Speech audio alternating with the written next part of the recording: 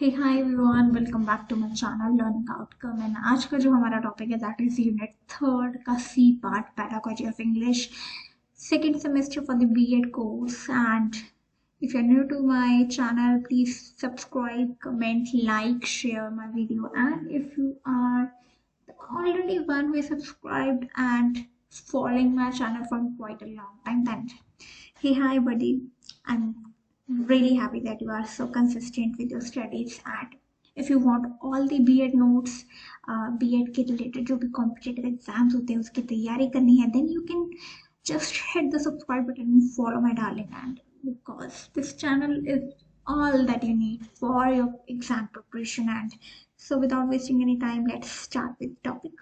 Unit third का C part है। बाकी सारे यूनिट जो हैं उनका first second and all three parts have been uploaded on my channel. आप डिस्क्रिप्शन बॉक्स में जाइए, pedagogy of English second semester का प्लेलिस्ट गिवन है, वो सारी वीडियोस बिंज वॉच कर लो और आपको ये pedagogy of English for the second semester आपकी फुल एंड फ्लेज्ड रिविजन हो जाएगी। ठीक है, कोई भी प्रॉब्लम हो, कभी भी कोई डाउट हो, कमेंट में अपने डाउट पूछ लेना।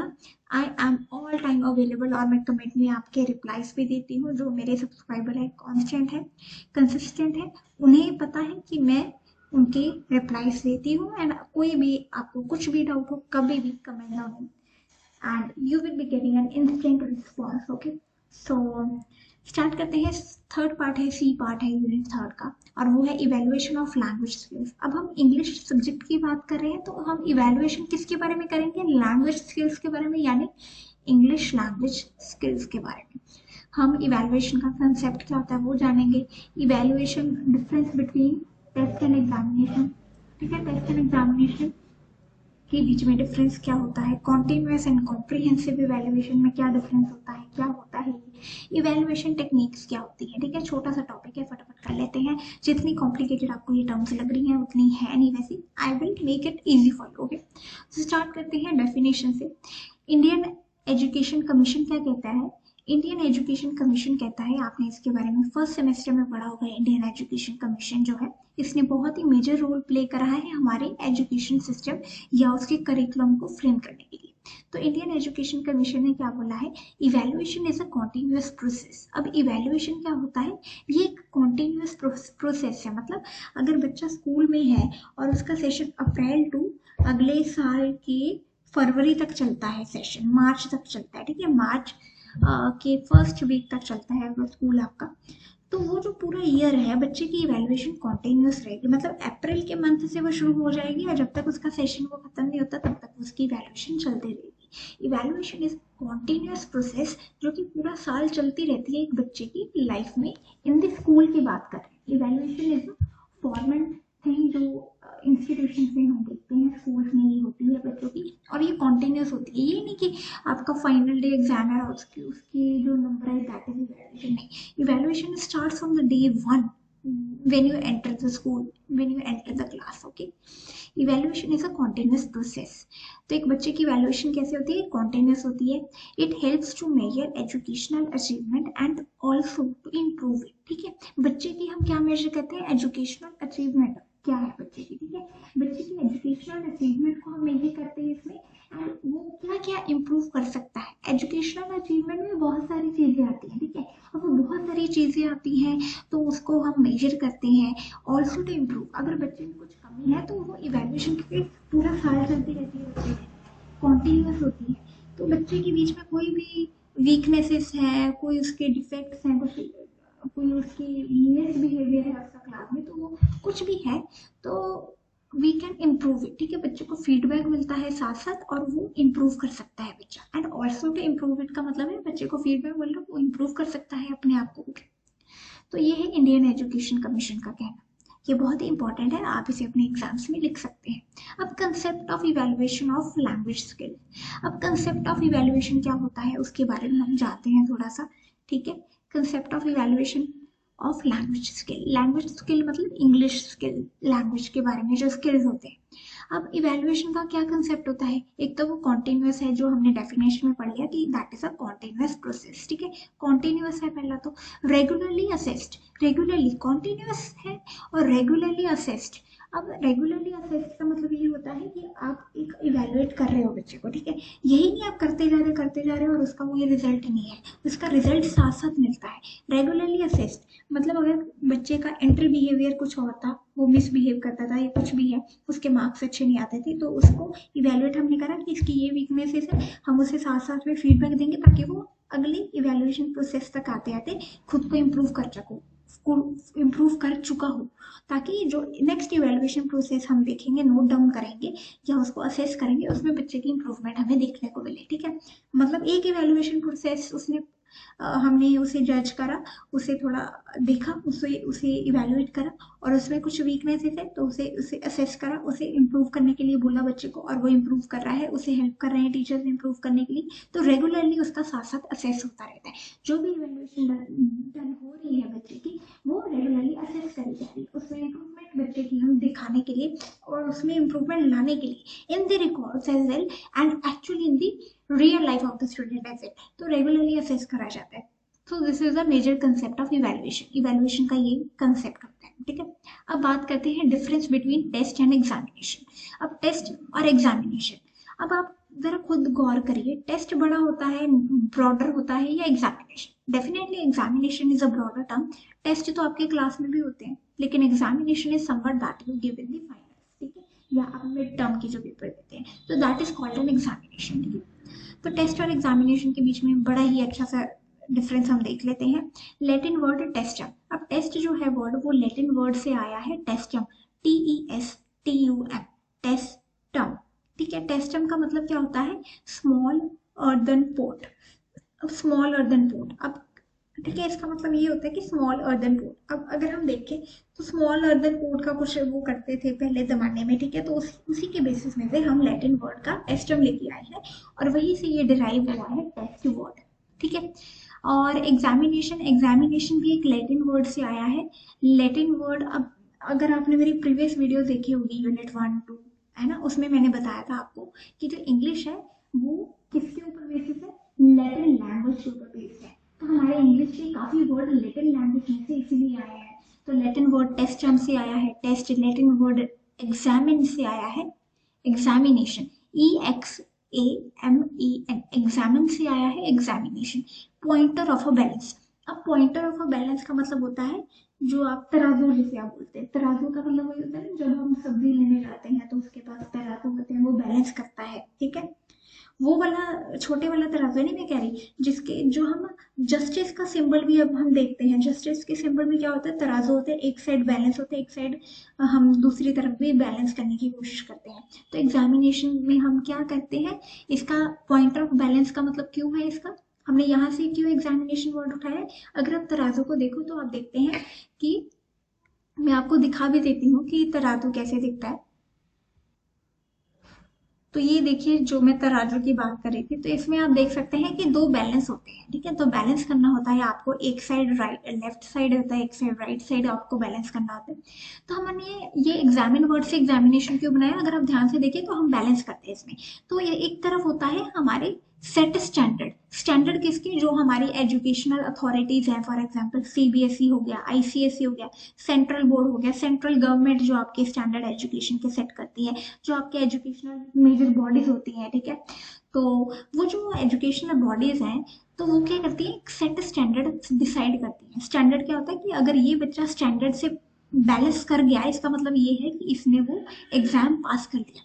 मतलब अगर वो सेट स्टैंडर्ड जो एजुकेशनल बॉडी आपकी डिसाइड करती है, फॉर एग्जांपल अगर बच्चा अच्छे से बोल पा रहा है, लिख पा रहा है, तो उसे इंग्लिश आती है। ठीक है, तो ये उनका एक सेट स्टैंडर्ड है एजुकेशनल बॉडी का। तो अगर बच्चा एग्जाम में अच्छा लिख नहीं पा रहा और अगर वो अच्छा नहीं लिख पा रहा, अच्छा एक्सप्रेस नहीं कर पा रहा, तो वो एग्जाम में फेल हो जाता है। क्यों?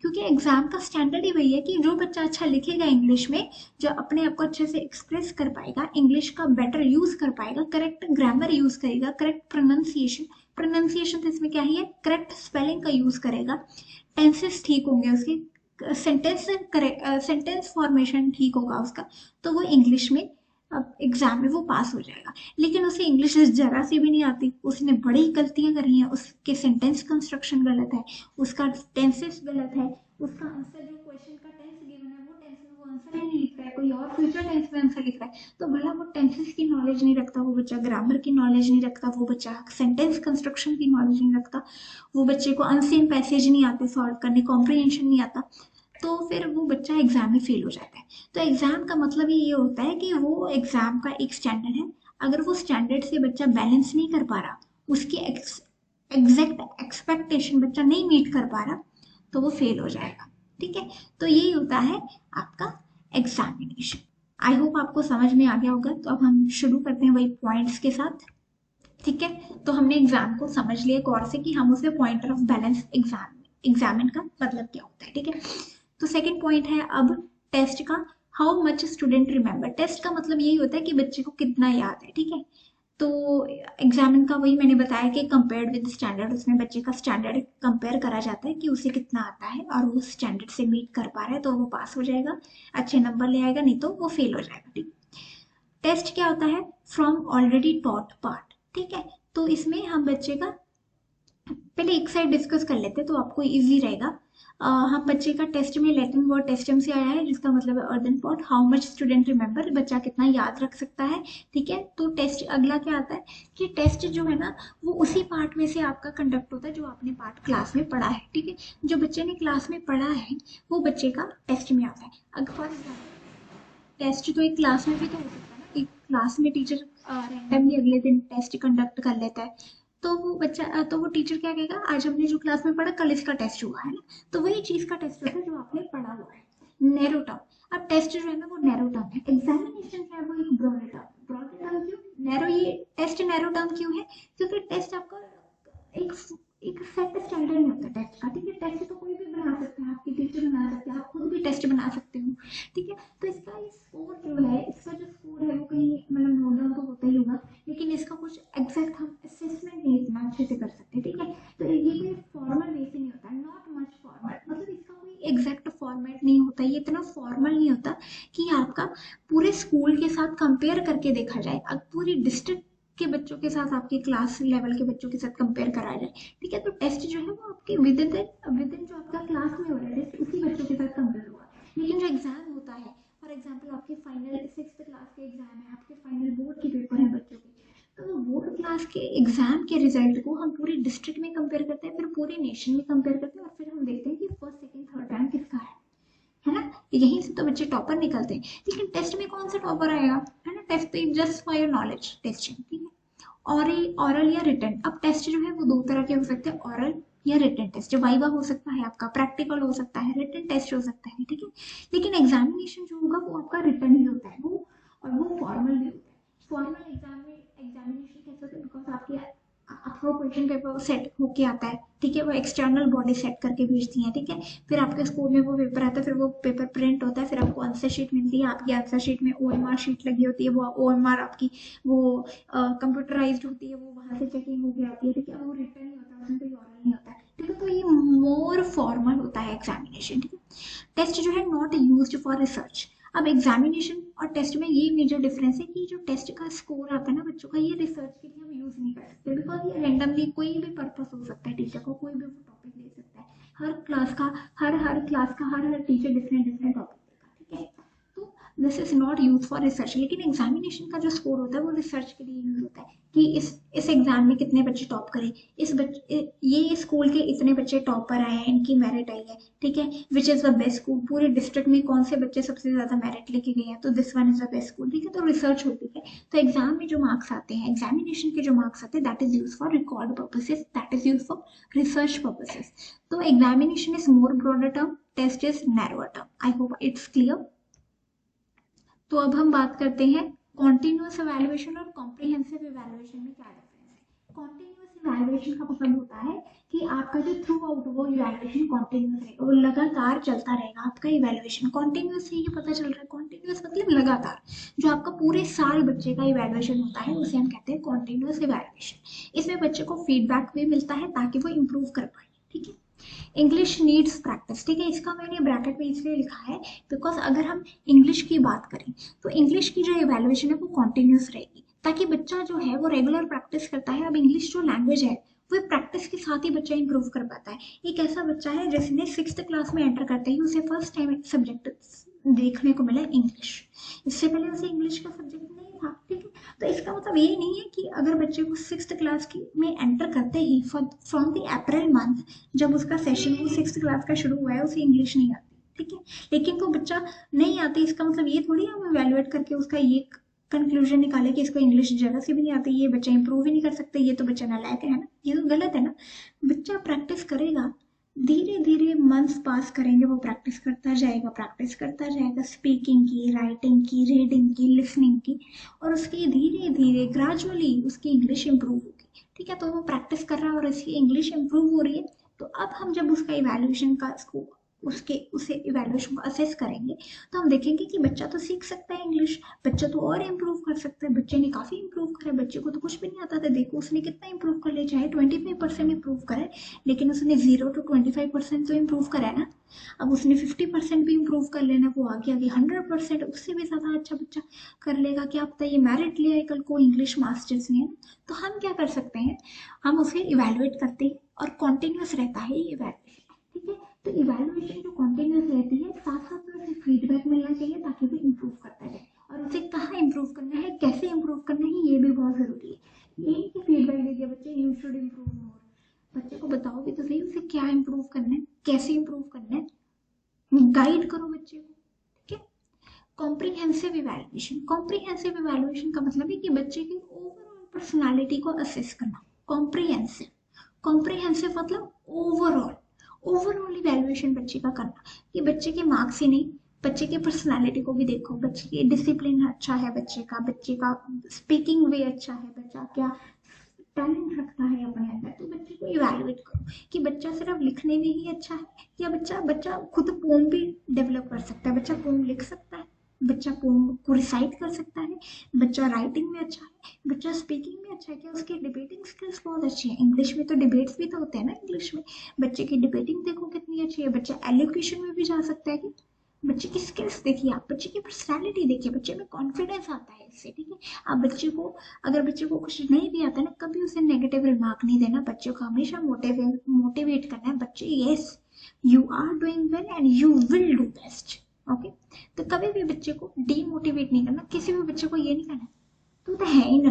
मैंने काफी टीचर्स को कई बार देखा है, कुछ टीचर्स ना इवन कभी कभी आप खुद जब स्कूल का टाइम रिमेम्बर करते हो तो आप देखते हो कि कुछ टीचर्स आपको कि आपकी क्लास में ही कुछ बच्चों को आपको या आपके क्लासमेट्स को ऐसे रिमार्क्स दे चुके हैं ना, चाहे वो टीचर होते हुए उसे ना याद रहे कि उसने क्या बोला है, ठीक है। टीचर तो याद ही नहीं रखती कि वो क्लास में क्या बोल के जाते हैं, लेकिन टीचर जो बोल जाता है ना वो बच्चे के दिल में घर कर जाती है बात, ठीक है। तो कभी भी बच्चे को गलत चीज नहीं बोलनी। As a teacher it's your responsibility, आपके वर्ड्स बच्चे को फ्लरिश करें, बच्चे का दिल ना दुखाएं कभी, बच्चे को हमेशा याद रहती है आपकी बातें, ठीक है।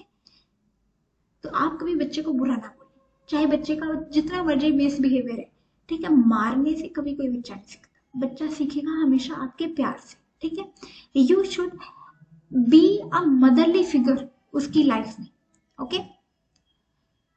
फिर आपका कॉम्प्रिहेंसिव इवैल्यूएशन मतलब उसका ओवरऑल पर्सनालिटी की हम बात करते हैं, उसे असेस करते हैं। Evaluate all 4 skills, comprehensive evaluation में हम क्या करते हैं, बच्चे की सारी 4 स्किल्स की हम बात करते हैं, जैसे मैंने आपको बताया listening, reading, speaking and writing. तो बच्चे की सारी इवैल्यूएट करते हैं हम सारे स्किल्स, ताकि बच्चा कौन सी चीज में लैक कर रहा है उसे इम्प्रूव करने की जरूरत है, और जो वो इम्प्रूव कर रहा है उसे शाबाशी दी कि बच्चा स्पीकिंग में देखो कितना अच्छा, बच्चा डिबेटिंग में बहुत अच्छा, बच्चा एक्सप्रेस बहुत अच्छा कर पाता है, बच्चा पोम लिखता है, अपनी अपनी क्रिएटिविटी लेके आता है पोम में, तो बच्चा बहुत अच्छा है, ठीक है। तो बच्चे को कॉम्प्रिहेंसिव इवैल्यूएट करते हैं, उसे फीडबैक देते हैं, जहां वो इम्प्रूव कर रहा है शाबाश, जहां पे वो कमी लेके आ रहा है ठीक है उसे बताओ बच्चे को, ठीक है। और उसके पेरेंट्स को भी साथ साथ पता होना चाहिए, जब आपकी पीटीएम्स होती हैं या आपके जो टीचर्स तो आजकल व्हाट्सएप ग्रुप्स बनाते हैं, तो बच्चे जब आप स्कूल में जाओगे ना तो ये चीजें सीखने वाली है आपकी, ठीक है। एज अ लैंग्वेज टीचर आपको उसके पेरेंट्स को भी करके रखना है, कभी पेटीएम पे बच्चे के बारे में नेगेटिव रिमार्क नहीं देना पेरेंट्स को, जब तक जरूरत ना हो बहुत ज्यादा, ठीक है। तो बच्चा इससे डीमोटिवेट होता है, हमेशा बच्चे को ये कहो, क्योंकि पेटीएम पे ना बहुत सारे पेरेंट्स होते हैं और बहुत सारे बच्चे आपके आसपास होते हैं, आप एक बच्चे की डिसरिस्पेक्ट करोगे तो पेटीएम पे नहीं लेके आएगा आपके पास पेरेंट्स, ठीक है। तो आप पेरेंट्स भी ना पेटीएम पे अच्छे से बात करें, ताकि बच्चे को घर जाके उसके मार कूटना पड़ रही हो उसको, ठीक है। क्या पता उसके घर पे क्या होता है, तो आप बच्चे की कंप्लेन लगाते तो कल को उसको जाके उसके माँ बाप और मारते हैं। ठीक है, तो ऐसे बहुत बार होता है। पीटीएम पे भी आपको कैसे बच्चे के बारे में बताना है, कैसे उसके लिए कंसर्न जारी करना है अपना, तो अपने शब्दों का इस्तेमाल बहुत ढंग से करना चाहिए। This is the art of the language teacher. Language teacher को पता होता है इसने कब कहाँ बोलना है, कब कैसे बोलना है, और बच्चे के लिए वो फायदेमंद है या नहीं। ठीक है, तो आपको बड़ा ध्यान रखना है इन चीजों का। इवेल्युएशन टेक्निक्स, पेरेंट्स को सब कुछ पता होना चाहिए बच्चे के बारे में, अच्छी बुरी बातें सब पता होना चाहिए। यही नहीं आप सारी बुरी बातें बता रहे हो, बच्चे के बारे में अच्छी बातें भी बताइए। ठीक है, कॉम्प्रिहेंसिव इवेल्युएशन आपको पेरेंट्स को भी देना है। ठीक है, फिर आता है आपकी इवेल्युएशन टेक्निक्स। अब हम इवेल्युएशन टेक्निक्स के बारे में डिस्कस कर लेते हैं। इवेल्युएट कैसे करते हैं बच्चे को, हमने इवेल्युएशन तो पढ़ तो लिया, इवेल्युएट करना कैसे है बच्चे को। पहला है ऑब्जर्वेशन। बच्चा जब क्लास में आता है तो आप डेली हर बच्चे को ऑब्जर्व करते हो कि बच्चा कैसा कर रहा है। बच्चे को ऑब्जर्व करिए पहले कि बच्चा अच्छे से कर रहा है, बच्चे में क्या कमी है वो देखिए। ठीक है, बच्चे की ऑब्जर्वेशन में सारा आपने अच्छे से ऑब्जर्व करना है। बच्चा अच्छे से यूनिफॉर्म पहनता है, बच्चा बोलता है अच्छे से, बच्चा लिखता है, बच्चा सुनता है, बच्चा रीडिंग, बच्चा अच्छे से रीड कर पा रहा है। ठीक है, उसकी जो भी है सारी स्किल्स आप ऑब्जर्व करिए पहले तो। रेटिंग स्केल का मतलब होता है आप बच्चे को रेट करते हैं। पेपर होता है आपके सामने, एक शीट होती है, आप बच्चे को रेटिंग स्केल का मतलब होता है 1 to 5 या 7। 1 मतलब पुअर, 5 मतलब एक्सीलेंट। अगर आपका रेटिंग स्केल 1 to 7 है, 1 मतलब पुअर, ठीक है, 0 भी हो सकता है आपका, 0 to 7 या 1 to 5 या 1 to 7, वो आपका रेटिंग स्केल का नंबर जितना मर्जी हो सके। लोअर स्कोर मतलब जो सबसे लोवेस्ट स्कोर है उसका मतलब होता है पुअर ग्रेड, और जब से हाईएस्ट नंबर जो होता है वो होता है एक्सीलेंट आउटस्टैंडिंग। ठीक है, कि बच्चा बहुत अच्छा करे, तो आपने वो नंबर लगा देने, बच्चों के नाम लिख लेने हैं, बच्चों के रोल नंबर लिख लेने हैं, और उनके सामने बॉक्सेस बना देने हैं, रेटिंग देनी है 1 to 7 में से बच्चे को कितने नंबर दोगे। ठीक है, तो ऊपर लिखिए 1 2 3 4 0 1 2 3 4 5। ठीक है, अब बच्चे को टिक लगाना है कि 0 में टिक लगाना है, 5 में टिक लगाना है। ठीक है, डिफरेंट डिफरेंट पैरामीटर्स आप लिखिए, हर बच्चे की डिफरेंट शीट बनाइए, उसके डिफरेंट पैरामीटर लिखिए, रीडिंग, राइटिंग, लिसनिंग, स्पीकिंग, और उसके डिसिप्लिन, बिहेवियर सारा कुछ लिखिए और उसको रेट करिए बच्चे को। ठीक है, तो रेटिंग स्केल में आप कंक्लूजन क्या करेंगे, सारे बच्चे को इवेलुएट कर लिया पैरामीटर पे, आप पैरामीटर का रिकॉर्ड देखिए, आप बच्चे का किस पैरामीटर पे आप किस रेट पे टिक कर रहे हो। ठीक है, रेट का मतलब है नंबर पे, क्या नंबर दे रहे हो बच्चे को क्या स्केल दे रहे हो, क्या बच्चे को क्या आप बिहेवियर इवेलुएट कर रहे हो। तो वो सारा कॉम्प्रिहेंसिव इवेलुएशन, वो सारे रेटिंग स्केल को फिर आप कंक्लूड करके समरी उसकी लिखोगे एंड पे, पेज पे, और फिर उसे हम कहते हैं रेटिंग स्केल। आपने देखा भी होगा रेटिंग स्केल, मैं फिर भी आपको दिखा देती हूँ। तो ये देखिए ऐसा कुछ रेटिंग स्केल होता है। रेटिंग स्केल का मतलब होता है 1 2 3 4 5। ठीक है, आप बच्चे को comfort, peers, willing to share, तो बच्चा कैसा बिहेवियर है, उसका बिहेवियर कैसा है, कोऑपरेटिव है बच्चा क्लास में, ठीक है, एंगेज कर रहा है, खेलता है बच्चा, तो आप उसे 1 टिक लगा देते हो, या तो आप इसे सर्कल कर लीजिए या तो आप इसे टिक लगा देती। फिर ये सारे टिक जो आप लगाते हैं डिफरेंट पैरामीटर्स पे बच्चे का, तो आप वो पैरामीटर्स के जब आप टिक लगा देते हैं, फिर आप ये सारा पैरामीटर देखते हैं और फिर एक समरी देते हैं, उससे बच्चे को इवैल्यूएशन में और फीडबैक में मदद मिलती है।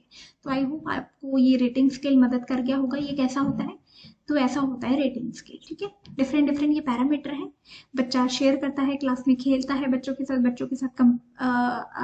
साथ अच्छे से पढ़ता है। ठीक है, इनिशिएट करता है सोशल इंटरेक्शन में। ठीक है, बड़ों के साथ अच्छे से बात करता है। ठीक है, तो ये होते हैं different parameters for the scale. ठीक है,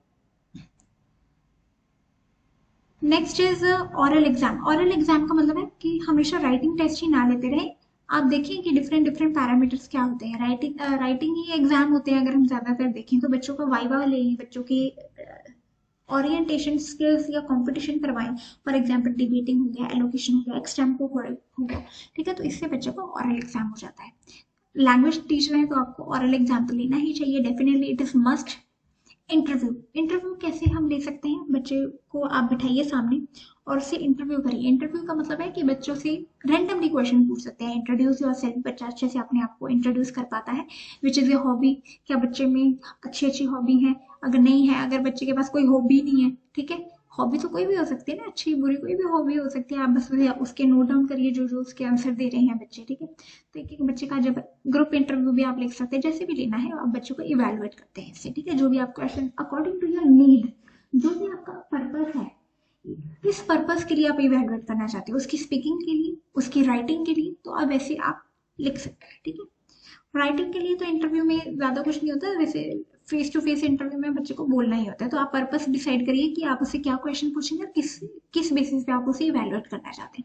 प्यूपिल्स प्रोडक्ट्स, प्यूपिल प्रोडक्ट का मतलब होता है कि बच्चे ने अगर कुछ ड्राइंग बनाई है, बच्चे ने कुछ ऐसे लिख के दिया है आपको, ठीक है, बच्चे ने कोई आर्टिकल लिखा है, तो बच्चे ने कुछ बनाया है, बच्चे का आर्ट एंड क्राफ्ट में कुछ इंटरेस्ट है, बच्चे ने पोस्टर बनाया है, बच्चे ने लिटरेरी सोसाइटी डे सेलिब्रेट करने के लिए इंग्लिश लैंग्वेज के लिए कुछ ऐसा कुछ बनाया है, ठीक है। तो बच्चे ने जो जो भी चीज़ें बनाई हैं हैंडमेड, ठीक है, बच्चा कुछ लिखता है तो बच्चे के प्रोडक्ट होते हैं। प्रोडक्ट का मतलब है कि बच्चे ने कुछ लिखा है, बच्चे ने पोम लिखी है, बच्चे ने अपनी क्रिएटिविटी शो करी है, उसमें बच्चे ने कुछ आर्ट एंड क्राफ्ट में कुछ बनाया है, तो ये बच्चे के प्रोडक्ट होते हैं। तो इससे आप क्या जज कर सकते हैं, क्या इवेलुएट कर सकते हैं कि बच्चे में स्किल्स हैं, बच्चा क्रिएटिव है, ठीक है।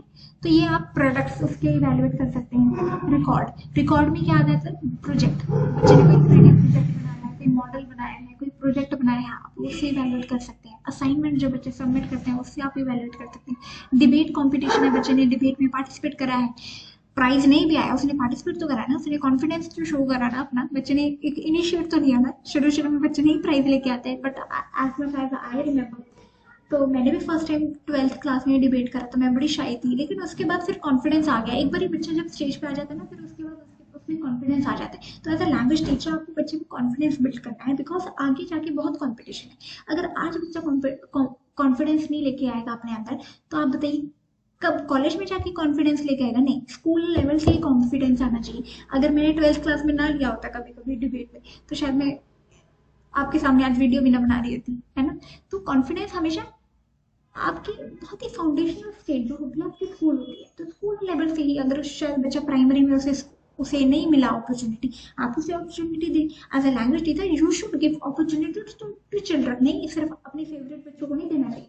फेवरेटिज्म कभी शो ना करें, बच्चों को पता चल जाता है कि ये टीचर फेवरेटिज्म कर रहा है, ठीक है। तो फेवरेटिज्म कभी नहीं लेके आनी अपने बच्चों के बीच में। बच्चों को हमेशा कॉम्पिटिटिव बनाने की कोशिश करें, बच्चा हेल्थी कॉम्पिटिशन करे। हेल्थी कॉम्पिटिशन मतलब अगर क्लासमेट के साथ भी उसका कॉम्पिटिशन है तो वो हेल्थी हो, मतलब उससे मैं कुछ सीख रहा हूँ, उससे मैं क्या सीखूँ, उससे मैं क्या गुण ले सकता हूँ, बच्चा ये सोच के साथ कॉम्पिटिशन में इन्वॉल्व, ठीक है। डिबेटिंग स्किल्स में बच्चा आप देख सकते हो एलोकेशन, एक्सटेम्पोर, ठीक है। प्रैक्टिकल, प्रैक्टिकल अगर आपका कोई है, अगर आपने बच्चे को कोई प्रैक्टिकल करने के लिए दिया है, लैंग्वेज में भी तो प्रैक्टिकल होते हैं, बच्चे को मॉडल बनाने होते हैं, बच्चे को कुछ भी आप वर्किंग मॉडल बनाने के लिए कहते हैं लैंग्वेज सब्जेक्ट के लिए, लैंग्वेज लैब लेके जाते हैं, बच्चा कुछ क्रिएटिव लेके आता है, बच्चा कोई वेबसाइट बनाता है लैंग्वेज सब्जेक्ट के लिए, बच्चा क्या पता कल को खुद का ही कुछ इनोवेट कर ले सब्जेक्ट के लिए, ठीक है। और वो आप रेफर कर सकते हैं गिनीज वर्ल्ड रिकॉर्ड के लिए।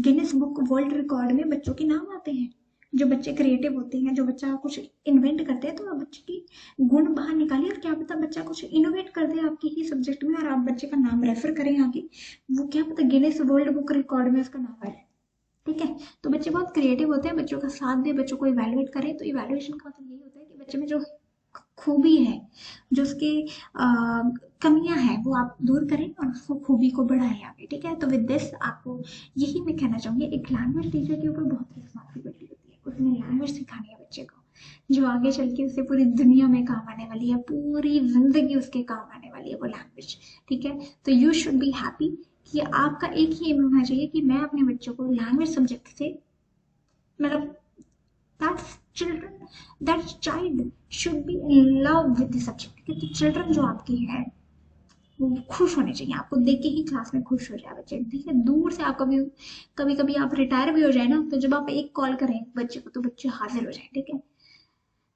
तो with this I am done with the topic, and एक मेंटल हेल्थ सीरीज में सोच रही हूँ कि मैं लेके आऊँ, ठीक है। काफ़ी बच्चे कहते हैं कि मैम मुझे ये प्रॉब्लम है, मुझे वो प्रॉब्लम है, तो वो प्रॉब्लम कैसे सॉल्व करनी है, तो मैं मेंटल हेल्थ में सीरीज लेके आ रही हूँ आपके लिए, and heart to heart talk हम करेंगे, तो आप देखा करें, वो प्लेलिस्ट बना दूंगी मैं, ठीक है। तो keep following and please subscribe to my channel. बहुत अच्छा लगता है जब आप सब्सक्राइब करते हैं, दिल से खुशी होती है, बिकॉज ये वीडियोस बनाने में मुझे भी कई बार ये सोचना पड़ता है कि मैं बच्चे को कैसे अपने सारे, मतलब होता है ना टीचर को वो अपने बच्चों को सब कुछ सिखाना चाहता है, तो बिल्कुल वैसे ही फीलिंग मुझे होती है कि मैं अपने बच्चों को सब कुछ सिखा दूँ। तो अगर आपको ये वीडियोस अच्छी लगी then hit like, comment and subscribe, share with your friends, and don't forget कि मेरी वीडियोस आपको हेल्प कर रही हैं। अपना दिल भर के यार कमेंट लिखा करें, मैं भी इमोशनल हो जाती हूँ कमेंट पढ़ के, तो मुझे बहुत अच्छा लगता है। तो Thank you so much for being here and listening till the end of the video. And thank you so much. And till then, see you in the next video. Take care. Bye bye. See you soon.